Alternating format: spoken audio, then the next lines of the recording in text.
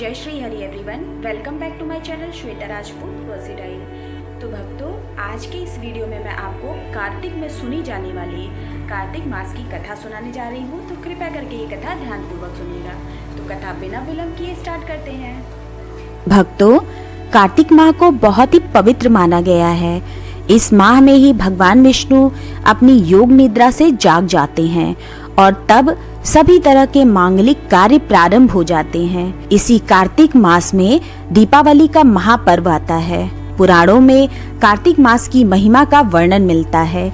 इस माह में दीपदान, स्नान, विष्णु पूजा और तुलसी पूजा के साथ ही पौराणिक कथा सुनने का भी बहुत ही खास महत्व होता है।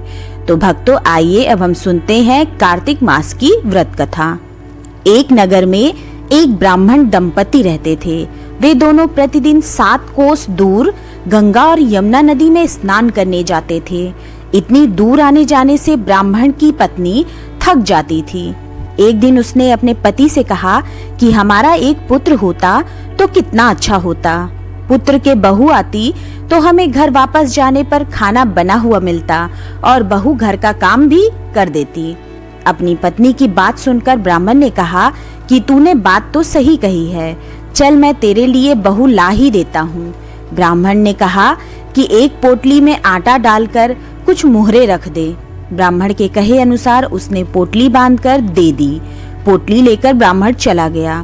ब्राह्मण के सफर के दौरान यमुना के किनारे बहुत ही सुंदर लड़कियां दिखाई दी। वे रेत में घर बनाकर खेल रही थीं। उनमें से एक लड़की ने कहा कि मैं अपना घर नहीं बिगाड़ूंगी, मुझे तो रहने के लिए ये घर चाहिए। लड़की की बात सुनकर ब्राह्मण मन ही मन सोचने लगा कि बहू बनने के लिए यही लड़की उचित है। जब वो लड़की जाने लगी तो ब्राह्मण भी उसके पीछे पीछे उसके घर तक चला गया। वहां जाकर ब्राह्मण ने उस लड़की से कहा, बेटी, कार्तिक मास चल रहा है, इसलिए मैं किसी के घर खाना नहीं खाता। मैं अपने साथ आटा लेकर आया हूँ। तुम अपनी माता से पूछो कि क्या वो मेरे लिए आटा छानकर 4 रोटी बना देंगी। यदि वो मेरा आटा छानकर रोटी बनाएंगी तो ही मैं रोटी खा लूंगा। लड़की ने जाकर अपनी माँ को ये सारी बात बताई। माँ ने कहा, उचित है, जाकर ब्राह्मण से कह दो कि वो अपना आटा दे दे, मैं रोटी बना दूंगी। जब वो आटा छानने लगी तो आटे में से मोहरे निकली। वो सोचने लगी कि जिसकी आटे में इतनी मोहरे हैं उसके घर में कितनी मोहरे होंगी। जब ब्राह्मण खाना खाने बैठा तो लड़की की माँ ने उस ब्राह्मण से पूछा, क्या आपका कोई लड़का है और क्या आप उस लड़के की सगाई करने जा रहे हो। ये सुनकर ब्राह्मण ने कहा कि मेरा लड़का तो काशी में पढ़ने गया हुआ है, लेकिन यदि तुम कहो तो खांड कटोरे से विवाह करके तेरी बेटी को अपने साथ ले जाऊं। लड़की की माँ ने कहा, ठीक है ब्राह्मण देव। इस पर लड़की की माँ ने लड़की की खांड कटोरे से शादी करके ब्राह्मण के साथ भेज दिया। ब्राह्मण ने घर आकर कहा, रामू की माँ, दरवाजा खोलकर देख, मैं तेरे लिए बहू लेकर आया हूँ। ब्राह्मण की पत्नी भीतर से ही बोली, हमारे तो कोई बेटा बेटी नहीं है, तो बहू कहाँ से आए। दुनिया ताने मारती थी, अब आप भी मारने लगे। ब्राह्मण ने कहा, तू दरवाजा खोलकर तो देख। जब ब्राह्मणी ने दरवाजा खोला तो सामने बहू को खड़ी देखा। उसने बहू का स्वागत किया और आदर सत्कार के साथ अंदर ले गई। अब जब ब्राह्मण अपनी पत्नी के साथ नदी स्नान करने जाता तो पीछे से बहू घर का सारा काम करके और खाना बनाकर रखती थी। वो उनके कपड़े धोती और रात को हाथ पैर भी दबाती थी। इस तरह बहुत दिन बीत गए। ब्राह्मणी ने अपनी बहू से कहा कि बहू, कभी भी चूल्हे की आग मत बुझने देना और मटके का पानी खत्म मत होने देना। परंतु एक दिन चूल्हे की आग बुझ गई। ये देखकर बहू घबरा गई और भागी भागी अपनी पड़ोसन के पास गई और कहा कि मेरे चूल्हे की आग बुझ गई है, मुझे थोड़ी आग चाहिए। मेरे सास ससुर सुबह 5 बजे से गए हुए हैं, वो थके हुए घर वापस आएंगे, इसलिए मुझे उनके लिए खाना बनाना है। ये सुनकर पड़ोसन ने कहा कि तू तो बावली है, तुझे ये दोनों मिलकर पागल बना रहे हैं। इनके कोई पुत्र नहीं है, ये निसंतान हैं। बहू ने कहा, नहीं, ऐसा मत बोलो, इनका बेटा तो बनारस काशी में पढ़ने गया हुआ है। इस पर पड़ोसन ने कहा कि ये तुझे झूठ बोलकर लाए हैं, मेरी बात सच मान, इनके कोई बेटा नहीं है। अब बहू पड़ोसन की बातों में आ गई और कहने लगी कि अब आप ही बताओ मैं क्या करूं। पड़ोसन ने कहा कि करना क्या है, जब तुम्हारे सास ससुर आए तो जली हुई रोटियां बनाकर देना और बिना नमक की दाल बनाकर देना। खीर की कड़छी दाल में और दाल की कड़छी खीर में डाल देना। पड़ोसन ने उसे अच्छे से सिखा दिया। फिर जब उसके सास ससुर घर आए तो उसने ना तो उनका आदर सत्कार किया, ना ही उनके कपड़े धोए। जब उनके सास ससुर को खाना दिया तो सास बोली, बहू आज ये रोटियां जली हुई क्यों हैं और दाल भी अलूनी है। तब बहू ने पलटकर कहा कि एक दिन ऐसा खाना खा लोगे तो कुछ बिगड़ नहीं जाएगा तुम्हारा। सास ससुर को खरी खोटी सुनाकर वो फिर से पड़ोसन के पास गई और बोला कि अब आगे क्या करना है। पड़ोसन ने कहा कि अब तुम 7 कोठों की चाबी मांग लेना। अगले दिन जब भी स्नान करने के लिए जाने लगे तो बहू अड़ गई कि मुझे 7 कोठों की चाबी चाहिए। तब ससुर ने कहा कि इसे चाबी दे दो। तब सास ने बहू को चाबी दे दी। सास ससुर के जाने के बाद जब बहू ने दरवाजे खुले तो देखा कि किसी में अन्न भरा है, किसी में धन भरा है और किसी कोठे में बर्तन पड़े हैं। जब उसने सबसे ऊपर का 7वां कोठा खोला तो देखा कि शिव जी, माता पार्वती, गणेश जी, लक्ष्मी जी, पीपल पथवारी, कार्तिक के ठाकुर, राई दामोदर, तुलसी जी का बिड़वा, गंगा यमुना और 33 कोटि देवी देवता विराजमान हैं। वहीं पर एक लड़का चंदन की चौकी पर बैठा माला जप रहा है। ये सब देखकर उसने लड़के से पूछा कि तुम कौन हो। तब लड़का बोला कि मैं तेरा पति हूँ, अभी दरवाजा बंद कर दे, जब मेरे माता पिता आएंगे तब दरवाजा खोलना। ये सब देखकर बहू बहुत खुश हुई और 16 श्रृंगार कर सुंदर वस्त्र पहनकर अपने सास ससुर का इंतजार करने लगी। उसने अपने सास ससुर के लिए अच्छे अच्छे पकवान बनाए। जब उसके सास ससुर घर पर आए तो उसने उनका आदर सत्कार किया और प्रेम पूर्वक खाना खिलाया और हाथ पैर दबाने लगी। पैर दबाते दबाते बहू ने कहा कि माँ, आप इतनी दूर गंगा यमुना स्नान के लिए जाती हो तो आप थक जाती हो, इसलिए आप घर पर ही स्नान क्यों नहीं करती हो। ये सुनकर सास कहने लगी कि बेटी, गंगा यमुना घर पर तो नहीं बहती हैं। तब उसने कहा, हाँ माँ जी, बहती हैं, चलो मैं आपको दिखाती हूँ। जब बहू ने 7वां कोठा खोलकर दिखाया तो उसमें शिव जी, पार्वती जी, गणेश जी, लक्ष्मी जी, पीपल पथवारी, कार्तिक के ठाकुर, राई दामोदर, तुलसी जी का बिड़वा, गंगा यमुना बह रही हैं और 33 कोटि देवी देवता विराजमान हैं। वहीं चौकी पर बैठा एक लड़का माला जप रहा है। माँ ने उसे देखकर कहा कि बेटा, तू कौन है। लड़का बोला, माँ, मैं तेरा बेटा हूँ। तब ब्राह्मणी ने पूछा कि तू कहाँ से आया है। लड़के ने जवाब दिया कि मुझे कार्तिक देव ने भेजा है। माँ ने कहा, बेटा, ये संसार कैसे मानेगा कि तू मेरा बेटा है। माँ ने कुछ विद्वान पंडितों से मदद मांगी। पंडितों ने कहा, इस पार बहू बेटा खड़े हो जाएं और उस पार माँ खड़ी हो जाए। माँ ने चमड़े की अंगिया पहनी हो और छाती में से दूध की धार निकलकर बेटे की दाढ़ी मूछ भीगे और पवन पानी से गठजोड़ा बांधे, तब मानेंगे कि ये इस माँ का ही बेटा है। उसने ऐसा ही किया। चमड़े की अंगिया फट गई और छाती में से दूध की धार निकलकर बेटे की दाढ़ी मूछ भीग गई। पवन पानी से बहू बेटे का गठजोड़ बंध गया। ये सब देखकर ब्राह्मण और उसकी पत्नी की खुशी का ठिकाना ना रहा। तो ये थी कार्तिक मास की कथा। हे कार्तिक के ठाकुर, जैसे ब्राह्मण और ब्राह्मणी को बहू बेटा दिया, वैसे सबको देना। कार्तिक मास की कथा कहने, सुनने और हुंकारा भरने वाले सब पर कृपा करना। तो बोलिए कार्तिक महाराज की जय। जय श्री हरि। भक्तों, आइए अब हम कार्तिक में सुनी जाने वाली सास बहू की अगली कहानी सुनते हैं। 2 सास बहुएं थीं। कार्तिक मास आया तो सास बोली, मैं कार्तिक स्नान करने के लिए तीर्थ जाना चाहती हूँ। बहू बोली, मैं भी चलूंगी। सास बोली, तू अभी छोटी है, अभी मुझे जाने दे। सासू तीर्थ गई तो बहू कुम्हार के यहाँ से 33 कुंडे ले आई। रोज एक कुंडा भरकर रखती। उधर गंगा में सासू जी की नथ गिर गई।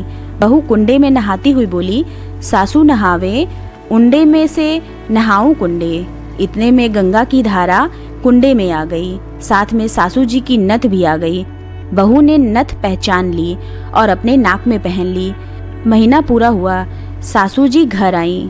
घर आने के बाद उन्होंने अपने बहू के नाक में वही नथ देखी। नथ देखकर उन्होंने बोला, तू ये कहाँ से लाई है? तो बहू बोली, ये तो मेरे कुंडे में गंगा की धारा के साथ आ गई। अब सास बोली, मुझे ब्राह्मण भोज कराना है। बहू बोली, सासू जी 2 ब्राह्मण मेरे भी जिम्मा दो, मैंने भी कार्तिक स्नान किया है। तूने कहाँ कार्तिक स्नान किया? तो बहू बोली, ऊपर चलो मैं आपको बताती हूँ। ऊपर गए तो देखा सारे कुंडे सोने के हो गए।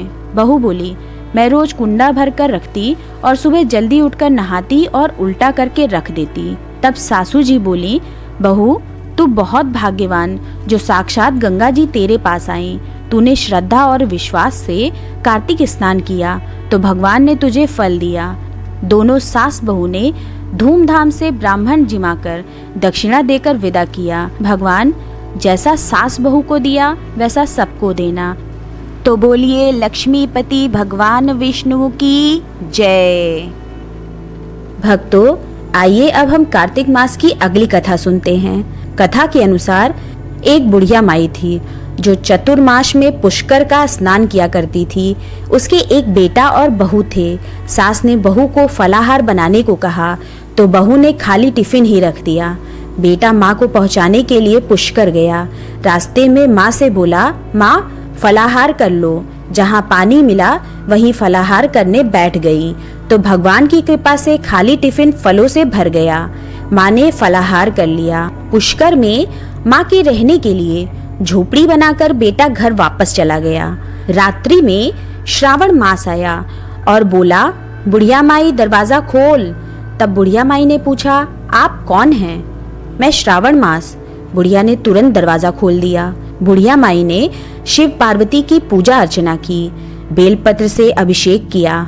जाते समय श्रावण मास ने बुढ़िया माई को आशीर्वाद दिया और झोपड़ी की एक दीवार सोने की हो गई।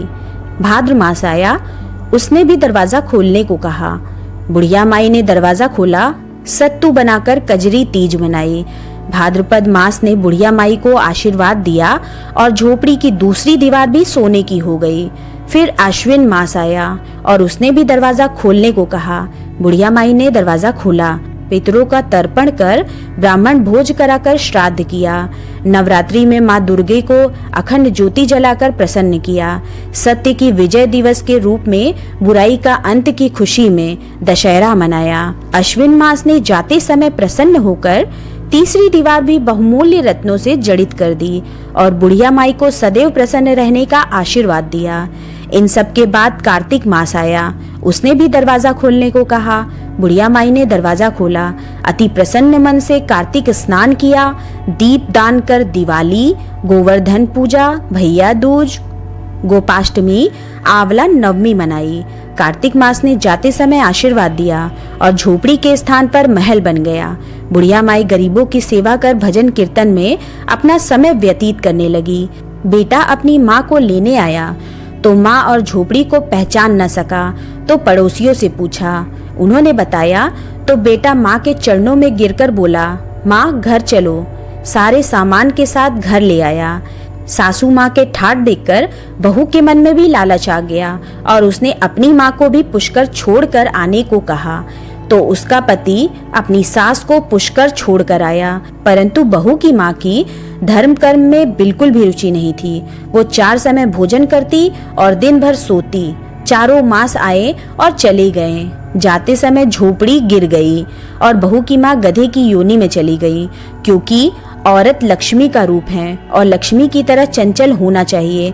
भगवान की पूजा और अतिथि का सम्मान और दान पुण्य करना चाहिए। बहू ने कहा, अब माँ को ले आओ। तब जमाई सास को लेने गया तो कहीं नहीं मिली। लोगों से पूछने पर लोगों ने बताया कि तेरी सास धर्म कर्म कुछ न करती थी, खाती थी और सोती थी, जिससे वो गधी योनि में चली गई। जमाई गधी योनि अर्थात सास को बांधकर घर ले आया। उसकी पत्नी ने पूछा, मेरी माँ कहाँ है? तब पति ने कहा, तेरे लालच की वजह से तेरी माँ गधी योनि में आ गई। बड़े बड़े विद्वानों, ब्राह्मण, ऋषि मुनियों से पूछने पर उन्होंने बताया कि तेरी सास के स्नान किए पानी से स्नान करने पर उसे मनुष्य योनि मिलेगी। तब बहू ने ऐसा ही किया और उसकी माँ पुनः मनुष्य योनि में आ गई। हे राधा दामोदर भगवान, जैसा बुढ़िया माई को दिया वैसा सबको देना। कहता ना, सुनता ना, हुंकारा भरता ना, महारा सारा परिवार ना। तो बोलिए राधा रानी की जय। भक्तों, आइए अब हम अगली कथा सुनते हैं। किसी गांव में एक बुढ़िया रहती थी और वो कार्तिक का व्रत रखा करती थी। उसके व्रत खोलने के समय कृष्ण भगवान आते और एक कटोरा खिचड़ी रखकर चले जाते। बुढ़िया के पड़ोस में एक औरत रहती थी। वो हर रोज ये देखकर ईर्ष्या करती कि इसका कोई नहीं है, फिर भी इसे खाने के लिए खिचड़ी मिल ही जाती है। एक दिन कार्तिक महीने का स्नान करने बुढ़िया गंगा गई। पीछे से कृष्ण भगवान उसका खिचड़ी का कटोरा रख गए। पड़ोसन ने जब खिचड़ी का कटोरा रखा देखा और देखा कि बुढ़िया नहीं है, तब वो कटोरा उठाकर घर के पिछवाड़े फेंक आई। कार्तिक स्नान के बाद बुढ़िया घर आई तो उसे खिचड़ी का कटोरा नहीं मिला और वो भूखी ही रह गई। बार बार एक ही बात कहती कि कहाँ गई मेरी खिचड़ी और कहाँ गया मेरा खिचड़ी का कटोरा। दूसरी ओर पड़ोसन ने जहाँ खिचड़ी गिराई थी वहाँ एक पौधा उगा जिसमें 2 फूल खिले। एक बार राजा उस ओर से निकला तो उसकी नज़र उन दोनों फूलों पर पड़ी और वो उन्हें तोड़कर घर ले आया। घर आने पर उसने वो फूल अपनी रानी को दिए। सूंघने पर रानी गर्भवती हो गई। कुछ समय बाद रानी ने 2 पुत्रों को जन्म दिया। वे दोनों जब बड़े हो गए तब वो किसी से भी बोलते नहीं थे, लेकिन जब वो दोनों शिकार पर जाते तब रास्ते में उन्हें वही बुढ़िया मिलती जो अभी भी यही कहती कि कहाँ गई मेरी खिचड़ी और कहाँ गया मेरा कटोरा। बुढ़िया की बात सुनकर वो दोनों कहते कि हम हैं तेरी खिचड़ी और हम हैं तेरा बेला। हर बार जब भी वो शिकार पर जाते तो बुढ़िया यही बात कहती और वो दोनों वही उत्तर देते। एक बार राजा के कानों में ये बात पड़ गई। उसे आश्चर्य हुआ कि दोनों लड़के किसी से नहीं बोलते, तब ये बुढ़िया से कैसे बात करते हैं। राजा ने बुढ़िया को राजमहल बुलाया और कहा कि हम में से तो किसी से ये दोनों नहीं बोलते हैं, तुमसे ये कैसे बोलते हैं। बुढ़िया ने कहा कि महाराज, मुझे नहीं पता कि ये कैसे मुझसे बोल लेते हैं। मैं तो कार्तिक का व्रत करती थी और कृष्ण भगवान मुझे खिचड़ी का बेला भरकर दे जाते थे। एक दिन मैं स्नान करके वापस आई तो मुझे वो खिचड़ी नहीं मिली। जब मैं कहने लगी कि कहाँ गई मेरी खिचड़ी और कहाँ गया मेरा बेला, तब इन दोनों लड़कों ने कहा कि तुम्हारी पड़ोसन ने तुम्हारी खिचड़ी फेंक दी थी तो उसके 2 फूल बन गए थे। वो फूल राजा तोड़कर ले गया और रानी ने सूंघा तो हम 2 लड़कों का जन्म हुआ। हमें भगवान ने ही तुम्हारे लिए भेजा है। सारी बात सुनकर राजा ने बुढ़िया को महल में ही रहने को कहा। हे कार्तिक महाराज, जैसे आपने बुढ़िया की बात सुनी वैसे ही आपका व्रत करने वालों की भी सुनना। तो बोलिए कार्तिक भगवान की जय। जय श्री हरि। भक्तों, आइए अब हम कार्तिक महीने की तुलसी माता की कृपा प्राप्त करने वाली बुढ़िया माई की कहानी सुनते हैं। कहानी के अनुसार कार्तिक महीने में एक बुढ़िया माई तुलसी जी को सींचती और कहती कि हे तुलसी माता, सत की दाता, मैं तेरा बिरला सींचती हूँ। मुझे बहू दे, पीताम्बर की धोती दे, मीठा मीठा घास दे, वैकुंठ में वास दे, चटक की चाल दे, पटक की मौत दे, चंदन का काठ दे, रानी सा राज दे, दाल भात का भोजन दे, 11 की मौत दे, कृष्ण जी का कंधा दे। तब तुलसी माता ये सब सुनकर सूखने लगी तो भगवान ने पूछा कि हे तुलसी, तुम क्यों सूख रही हो। तुलसी माता ने कहा कि एक बुढ़िया रोज आती है और यही बात कह जाती है, मैं सब बात तो पूरा कर दूंगी लेकिन कृष्ण का कंधा कहाँ से लाऊंगी। तो भगवान बोले, जब वो मरेगी तो मैं अपने आप कंधा दे आऊंगा, तू बुढ़िया माई से कह देना। बाद में बुढ़िया माई मर गई। सब लोग आ गए। जब माई को ले जाने लगे तो वो किसी से न उठी। तब भगवान एक 12 बरस के बालक का रूप धारण करके आए। बालक ने कहा, मैं कान में एक बात कहूँगा तो बुढ़िया माई उठ जाएंगी। बालक ने कान में कहा, बुढ़िया माई, मन की निकाल ले, पीताम्बर की धोती ले, मीठा मीठा गास ले, वैकुंठ का वास ले, चटक की चाल ले, पटक की मौत ले, कृष्ण जी का कंधा ले। ये सुनकर बुढ़िया माई हल्की हो गई। भगवान ने कंधा दिया और बुढ़िया माई को मुक्ति मिल गई। हे तुलसी माता, जैसे बुढ़िया माई को मुक्ति दी वैसे सबको देना। तो बोली तुलसी मात की जय। भक्तों, आइए अब हम कार्तिक महीने में सुनी जाने वाली इल्ली घुंड की कहानी सुनाती हूँ। तो कहानी इस प्रकार है। एक इल्ली और घुन था। इल्ली बोली, आओ घुन, कार्तिक स्नान करे। घुन बोला, तू ही कार्तिक स्नान कर ले, मैं तो नहीं करूँगा। बाद में इल्ली तो राजा की लड़की के पल्ले के लगकर कार्तिक स्नान करती। घुन ने कार्तिक स्नान नहीं किया, दोनों मर गए। बाद में इल्ली के कार्तिक स्नान के पुण्य के कारण राजा के घर जन्म हुआ और घुन राजा के घर गधा बन गया। राजा ने बेटी का विवाह किया। बेटी ससुराल जाने लगी तो उसने अपनी पालकी रुकवाई और राजा से कहा, ये गधा मुझे चाहिए। तब राजा ने कहा, ये मत ले, चाहे और धन दौलत ले ले, पर लड़की नहीं मानी, मुझे तो यही चाहिए। गधे को रथ से बांध दिया तो गधा दौड़ने लगा। महल में पहुंचने पर गधे को महल के नीचे बांध दिया। जब लड़की नीचे उतरती तो गधा कहता, मुझे पानी पिला दे। तब लड़की ने कहा, मैंने पहले ही कहा था कार्तिक स्नान कर ले, पर तूने कहा था मैं तो बाजरा खाऊंगा और ठंडा ठंडा पानी पीऊंगा। उनको बातें करते राजा ने सुन लिया। जब राजा ने कहा कि आप मुझे सारी बात बताओ, तब रानी यानी उस लड़की ने राजा को सारी बात बताई कि मैं पिछले जन्म में इल्ली थी और ये घुन था। तब मैंने कहा तू भी कार्तिक नहा ले, पर वो नहीं नहाया। मैं कार्तिक स्नान के पुण्य से राजा के घर लड़की हुई और आपके घर में राजपाट कर रही हूँ। तब राजा ने कहा कि कार्तिक स्नान का इतना पुण्य है तो हम दोनों जोड़े से नहाएंगे। रानी राजा ने अत्यंत प्रसन्न मन से कार्तिक स्नान कर दोनों ने दान पुण्य किया और सारी नगरी में कहलवा दिया कि सब कार्तिक स्नान कर नहाया हुआ पानी घुन पे डालेंगे, जिससे घुन की मोक्ष हुई। हे कार्तिक भगवान श्री हरि विष्णु, जैसा सुख इल्ली को दिया वैसा सबको देना। तो बोलिए कार्तिक भगवान श्री हरि विष्णु की जय। भक्तों, आइए अब हम कार्तिक महीने में सुनी जाने वाली राम लक्ष्मण की कहानी सुनते हैं। भगवान श्री राम, लक्ष्मण और सीता जी पिता दशरथ जी की आज्ञा से वनवास जाने लगे। रास्ते में सभी तीर्थ गंगा, यमुना, गोमती नदियों में पितृ तर्पण कर वन में कंद मूल फल फूल खाते हुए वन में अपना समय व्यतीत करने लगे। कार्तिक का महीना आया। एकम के दिन लक्ष्मण जी ने राम जी की आज्ञा से फल फूल लाकर माँ सीता को दिए। तब माँ सीता ने 4 पत्तल परोसी। तब लक्ष्मण ने पूछा, भाभी माँ, हम 3 हैं, फिर 4 में क्यों परोसा? तब माँ सीता बोली, 1 पत्तल गौ माता की है। राम जी, लक्ष्मण जी गौ माता को पत्तल परोस दी। तब राम जी ने पूछा, सीता जी, आपने खाना शुरू क्यों नहीं किया? तब सीता माँ बोली, मेरे तो राम कथा सुनने का नियम है, राम कथा सुनने के बाद ही मैं फल ग्रहण करूंगी। तब राम जी बोले, मुझे कथा सुना दो। लक्ष्मण जी बोले, मुझे सुना दो। तब माँ सीता बोली, औरत की बात औरत सुने, आप मेरे पति हो और आप मेरे देवर हो, आपसे कैसे कहूँ? तब लक्ष्मण जी ने सोचा, इस जंगल में कौन औरत मिलेगी?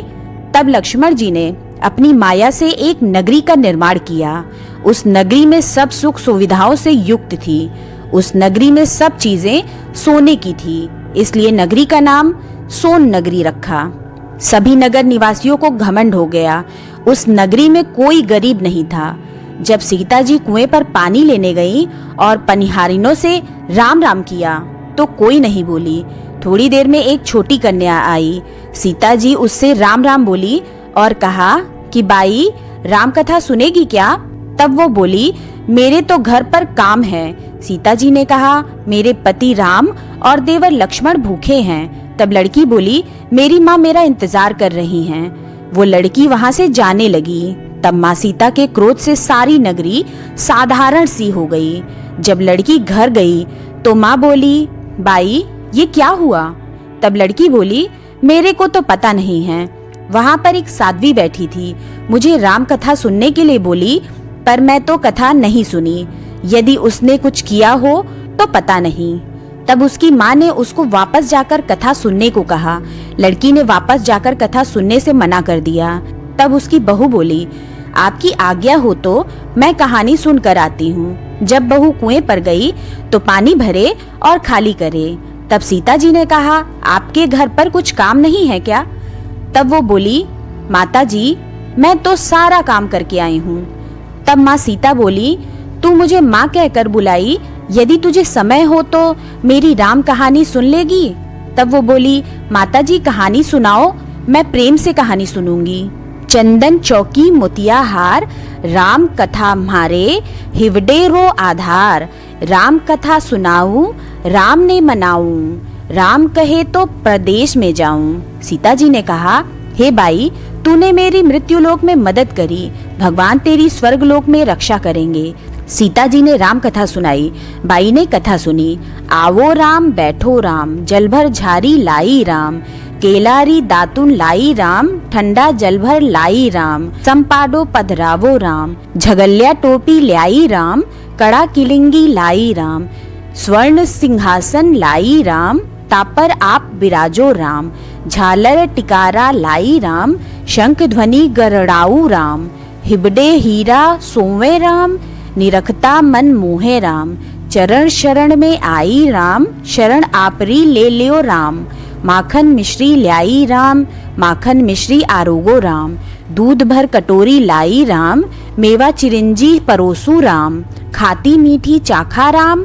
चरखो फरखो आरोगो राम, रुच रुच भोग लगाओ राम। जो भावे सो ले लियो राम, जल भर झारी ल्याई राम। अबे आचमन कर लियो राम, रे श्याम गमछो ल्याई राम। हाथ मुंह पोछ लियो राम, पुष्पासु सेज बिछाऊं राम।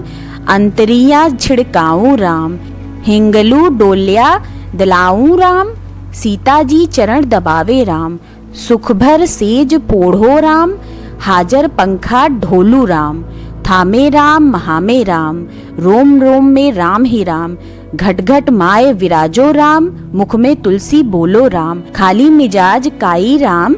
जब बोलो जब राम ही राम, बोलो पंछी राम राम। पूर्ण होवे मंगल काम। राम कथा पूर्ण हुई तो सीता जी ने कहा, हे बाई, तूने मेरी राम कथा सुनी, मेरी सहायता की। राम जी लक्ष्मण जी को जिमाया है, भगवान तेरी भी रक्षा करेंगे, तुझे स्वर्ग का सुख मिलेगा। सीता माता ने उपहार स्वरूप अपने गले का हार दे दिया। जब वो घर गई तो उसके मटका सब सोने के हो गए। सासू जी ने कहा, ये सब तू कहाँ से लाई? बहू ने कहा, माँ सीता से राम कथा सुनी, ये इसी का फल है। सासू जी ने कहा, प्रतिदिन राम कथा सुनाना। भाई को राम कथा सुनते बहुत दिन हो गए। तब उन्होंने माँ सीता से पूछा, इसका उद्यापन विधि बतलाओ। तब सीता जी ने कहा, 7 लड्डू लाना, 1 नारियल लाना, उसके 7 भाग करना। 1 भाग मंदिर में चढ़ाना, जिससे मंदिर बनवाने जितना फल होता है। 1 भाग सरोवर के किनारे गाड़ देना, जिससे सरोवर खुदवाने जितना फल होता है। 1 भाग भगवत गीता पर चढ़ाना, जिससे भगवत गीता पाठ करवाने जितना फल होगा। 1 भाग तुलसी माता पर चढ़ाना, जिससे तुलसी विवाह जितना फल होगा। 1 भाग कुंवारी कन्या को दे देना, जिससे कन्या विवाह जितना फल होगा। 1 भाग सूरज भगवान को चढ़ाना, जिससे 33 करोड़ देवी देवता को भोग लगाने जितना फल होगा। अब उसने विधि पूर्वक उद्यापन कर दिया।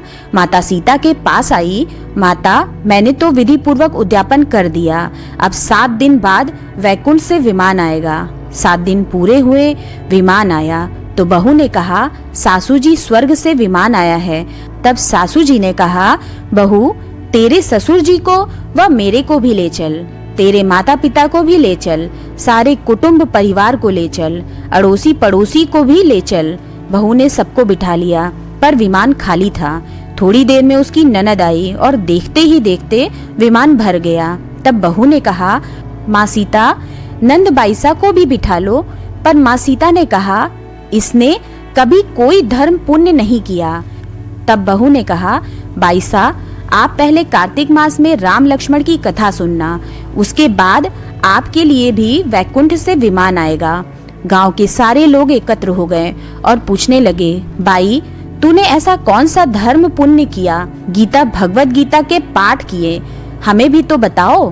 तब बाई ने कहा, मैंने तो माता सीता से प्रतिदिन राम कथा सुनी और नियम से उद्यापन किया। तब समस्त ग्रामीण राम कथा सुनने की जिद करने लगे। तब बाई राम कथा कहने लगी और सब नर नारी सुनने लगे। राम कथा संपूर्ण होते ही समस्त नगरी सोने की हो गई। बाई ने कहा, जो कोई राम कथा सुनेगा उसको मेरे समान ही फल मिलेगा। सब राम लक्ष्मण जी की जय जयकार करने लगे और विमान स्वर्ग में चला गया। 7 स्वर्ग के दरवाजे खुल गए। पहले द्वार पर नाग देवता, समस्त देवी देवता पुष्प वर्षा करने लगे। देवताओं ने पूछा कि तूने क्या पुण्य किया? तब उसने कहा, मैंने तो राम लक्ष्मण जानकी की कहानी सुनी। तो समस्त देवताओं ने कहा, वर मांग। तब उसने कहा, मेरे तो सब सिद्धियां हैं, मुझे ये वरदान दो कि जो भी श्रद्धा व भक्ति से राम कथा अर्थात राम लक्ष्मण जानकी की कहानी सुनेगा उसको मेरे समान ही फल मिले। सभी देवताओं ने पुष्प वर्षा करते हुए तथास्तु कहा। चारों ओर राम राम की जय जयकार होने लगी। तो बोलिए सियावर रामचंद्र की जय। तो भक्तों, मेरे द्वारा सुनाई गई कथा अगर आपको अच्छी लगी तो मेरे चैनल को सब्सक्राइब कर ले और बेल आइकन प्रेस करना बिल्कुल ना भूले, जिससे मेरे आगे आने वाले लेटेस्ट वीडियो की नोटिफिकेशन आपको तत्काल मिल सके। मेरे वीडियो को लाइक एंड कमेंट्स भी करें। मेरे वीडियो को अपने फेसबुक, व्हाट्सएप, इंस्टाग्राम पर शेयर करना बिल्कुल ना भूले। तो मैं अपना वीडियो यहीं समाप्त करती हूँ। मिलते हैं नेक्स्ट वीडियो में। जय श्री हरि, जय माँ लक्ष्मी।